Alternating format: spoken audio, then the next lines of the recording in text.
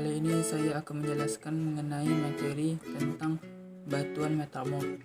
Apa itu batuan metamorf? Pengertian batuan metamorf. Batuan metamorf adalah batu yang berasal dari batuan lain seperti batuan beku ataupun batuan sedimen, namun mengalami proses metamorfosis. Proses metamorfosisme ini kemudian akan mengubah karakteristik dari batuan induk tersebut, mulai dari teksturnya, warnanya, hingga kandungan mineralnya. Hasil akhir dari proses perubahan yang panjang ini adalah batuan metamorf. Oleh karena itu, tidak jarang batuan metamorf memiliki bentuk, tekstur, dan warna yang relatif lebih unik dan menarik dibandingkan dengan batuan lainnya.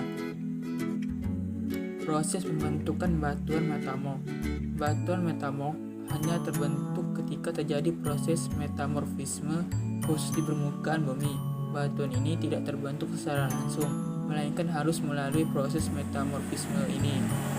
Proses ini akan mengubah batuan induk yang berupa batuan baku ataupun batuan sedimen menjadi batuan metamorf dengan karakteristik dan bentuk serta warna yang berbeda dibandingkan dengan batuan aslinya.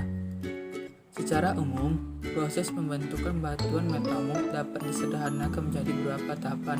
Yang pertama, tersedia batuan induk atau protolit. Yang kedua, protolit terkena proses metamorfisme. Yang ketiga, batuan protolit mulai berubah karakteristiknya. Yang keempat, terbentuk batuan metamorf. Awalnya, semua batuan metamorf berasal dari batuan induk yang dikenal sebagai protolit. Batuan ini kemudian terkena proses metamorfisme yang dipengaruhi oleh tekanan tinggi dan suhu yang tinggi pula.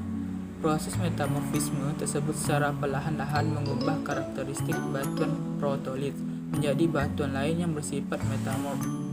Pada akhir proses panjang metamorfisme, batuan protolit tersebut akan berubah menjadi batuan metamorf sepenuhnya yang sudah memiliki karakteristik dan bentuk foliasi tertentu.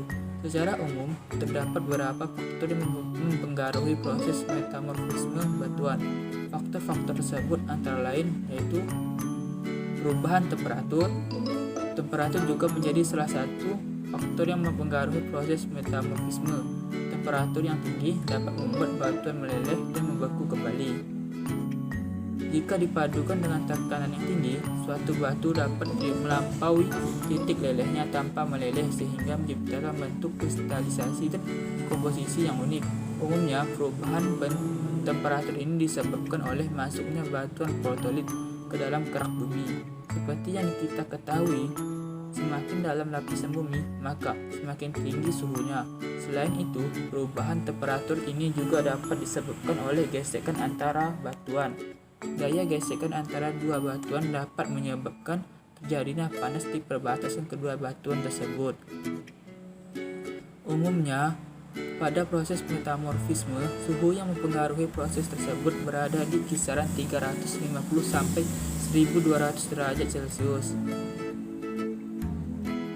Perubahan tekanan. Tekanan adalah salah satu faktor utama yang mempengaruhi proses metamorfisme.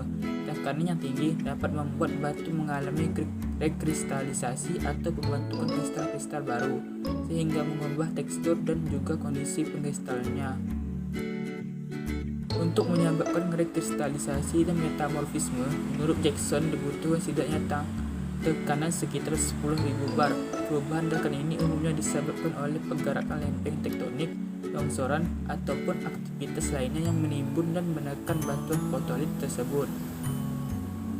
Semakin banyak lapisan tanah dan batuan yang menekan batu induk tersebut, maka sebagian tinggi pula tekanannya dan semakin cepat pula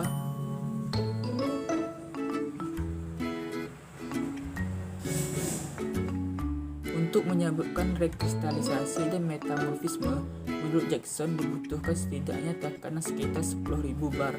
Perubahan tekanan ini umumnya disebabkan oleh pergerakan lempeng tektonik, longsoran, ataupun aktivitas lainnya yang menimbun dan menekan batuan protolit tersebut. Semakin banyak lapisan tanah dan batuan yang menekan batuan induk tersebut, maka semakin tinggi pula tekanannya dan semakin cepat proses metamorfisme terjadi. Perubahan kimiawi.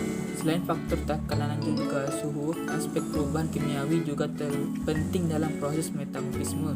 Hal ini umumnya terjadi ketika ada katalis seperti air, asam hidroklorik, karbon dioksida, ataupun zat kimiawi lainnya yang terpengaruhi batuan induk tersebut. Proses kimiawi ini dapat menyebabkan batuan mengalami rekristalisasi dan perubahan struktur komposisi tanpa harus melewati fase pencairan terlebih dahulu. Ciri karakteristik batuan metamorf. Batuan metamorf memiliki karakteristik dan ciri-ciri yang memudahkan mengenalinya. Adapun ciri-ciri dari batuan metamorf yaitu yang pertama, warna.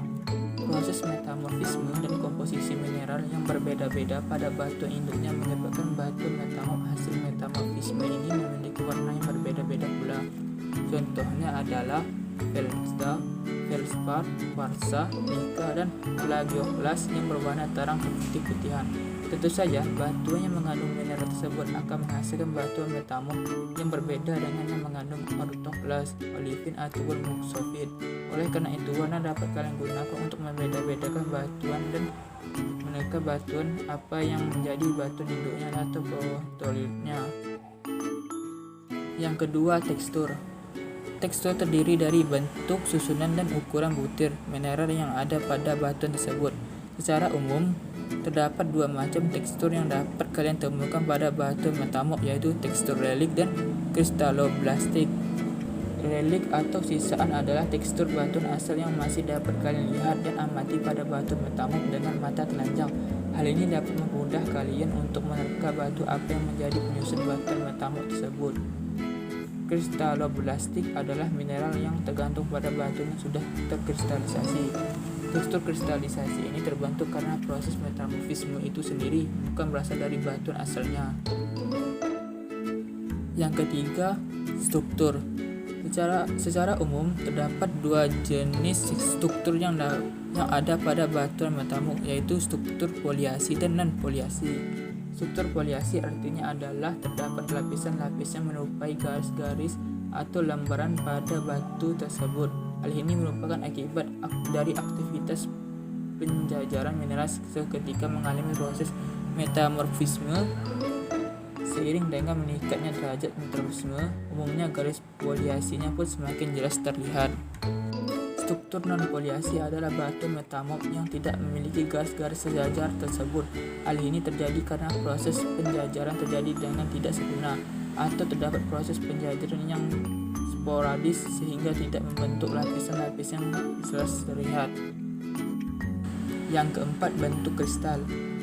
Bentuk kristal pada batuan metamorf umumnya dibagi menjadi tiga jenis, yaitu euhedral adalah bentuk kristal sempurna yang memiliki batasan-batasan yang jelas, tegas, dan teratur sesuai dengan pola-pola kristal pada umumnya. Bentuk kristal ini adalah yang paling baik dan jelas di antara ketiga jenis kristal yang ada. Subhedral adalah kristal yang terbatasi dengan tidak jelas serta kurang teratur jika dibandingkan dengan euhedral. Anhedral adalah kristal yang batasan bidang-bidangnya tidak jelas serta memiliki pola kristal yang tidak teratur. Kristal ini merupakan kristal yang paling tidak teratur dan tidak sempurna pembentukannya. Yang kelima, komposisi mineral. Mineral yang mendukung dan banyak terlibat pada proses metamorfisme antara lain adalah garnet, andalusit, kyanit, sedimenit, dan tauroli. Mineral-mineral tersebut berfungsi sebagai pembentuk batu metamorf dan dikenal sebagai mineral metamorfik. Mineral ini pada akhirnya bisa membentuk batu metamorf melalui proses metamorfisme yang dipengaruhi oleh tekanan dan suhu yang tinggi di perut bumi. Klasifikasi jenis batuan metamorf. Batuan metamorf dapat dibedakan menjadi tiga jenis dalam proses pembentukannya yang menyebabkan batu ini terbentuk menjadi beraneka macam. Adapun tiga jenis batuan metamorf berdasarkan proses terbentuknya adalah: yang pertama, batuan metamorf kontak. Batuan metamorf kontak adalah batuan metamorf yang terbentuk karena adanya sebuah peningkatan suhu atau pemanasan dan perubahan kimia yang terjadi karena instruksi magma. Yang kedua, batuan metamorf dinamo. Batuan metamorf dinamo adalah suatu batuan yang terbentuk karena terdapat tekanan yang cukup besar diserta dengan pemanasan serta tumbukan. Tekanan bisa berasal dari lapisan bertumpuk yang terdapat di atas batu dalam jangka waktu yang lama. Yang Yang ketiga, batuan metamorf thermal pneumatolik. Batuan metamorf thermal pneumatolik yaitu suatu batuan yang terbentuk karena terdapat zat-zat tertentu memasuki batuan yang pada saat itu sedang mengalami sebuah proses metamorfosis batuan. Contoh batuan metamorf. Beberapa batuan metamorf yang biasa ditemukan yaitu yang pertama, slate. Batu tulis atau slate terbentuk dari proses metamorfisme terhadap batuan sedimen. Mudstone, shale, atau batu lampung. Proses ini terjadi pada temperatur dan tekanan yang rendah. Umumnya batu slate memiliki warna abu-abu, hitam, hijau, dan merah dengan memiliki ciri khas mudah membelah menjadi lembaran tipis. Yang kedua, fillit.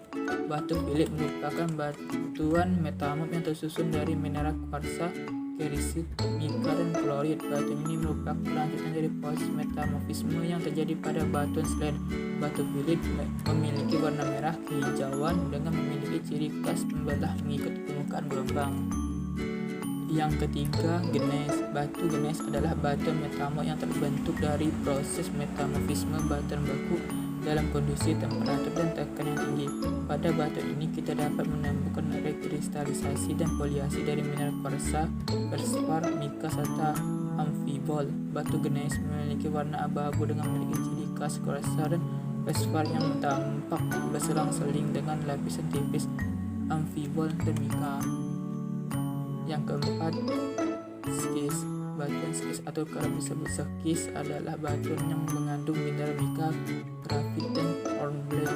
Mineral pada batu ini umumnya terpisah menjadi lapisan yang bergelombang yang ditunjukkan dengan padanya kristal-kristal yang mengkilap. Batu skis memiliki warna hitam, hijau, ungu dengan memiliki ciri khas foliasi yang kadang bergelombang, terkadang mudah berkilau. Yang kelima, marmor. Batu marmor adalah batu metamorf yang terbentuk dari batuan gamping. Batu gamping mendapat tekanan dan panas yang cukup tinggi sehingga menyebabkan perubahan struktur dan rekristalisasi kalsit pada batu tersebut. Oleh karena itu, batu ini umumnya terdiri dari kalsium karbonat yang telah dipadatkan, kompak, dan tidak memiliki foliasi apapun. Sekian dari penjelasan saya mengenai materi tentang batuan metamorf. Jika terdapat kesalahan kata atau pengucapan, mohon dimaafkan.